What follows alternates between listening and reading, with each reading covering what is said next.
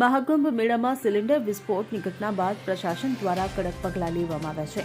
મહાકુંભ મેળામાં શ્રદ્ધાળુઓ અને કલ્પવાસીઓની સુરક્ષા સુનિશ્ચિત કરવા માટે ખાદ્ય અને લોજિસ્ટિક્સ વિભાગે એલપીજી ગેસની સલામતી અંગે કડક માર્ગદર્શિકા બહાર પાડી છે. જાણકારી મુજબ વિભાગે મંગળવારે એક ખાસ બેઠક યોજી હતી, જેમાં વિભાગીય અધિકારીઓ, એલપીજી વિતરકો, ગેસ કંપનીઓના પ્રતિનિધિઓ અને ફાયર વિભાગના અધિકારીઓએ ભાગ લીધો હતો. એલપીજીના કારણે થતા અકસ્માતોને રોકવા માટે બેઠકમાં ઘણા મહત્વના નિર્ણયો લેવામાં આવ્યા હતા, જેમાં મેળાના વિસ્તારમાં ઉપયોગમાં લેવાતા એલપીજી સિલિન્ડરનું ટેસ્ટિંગ ફરજિયાત રહેશે.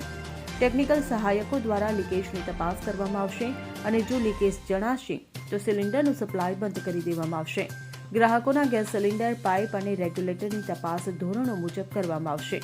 મેળા વિસ્તારમાં મહત્તમ 100 કિલો સુધીનો ગેસ સંગ્રહ કરવાની મંજૂરી આપવામાં આવશે. દરેક ગેસ સપ્લાય વાહનની સંપૂર્ણ વિગતો વિભાગીય કચેરીમાં ઉપલબ્ધ કરાવવામાં આવશે. બેઠકમાં નિર્ણય લેવામાં આવ્યો હતો કે જો ઘરેલું ગેસનો દુરુપયોગ અને અનધિકૃત સિલિન્ડરનું વેચાણ જણાશે તો દોષિતો સામે કડક કાર્યવાહી કરવામાં આવશે.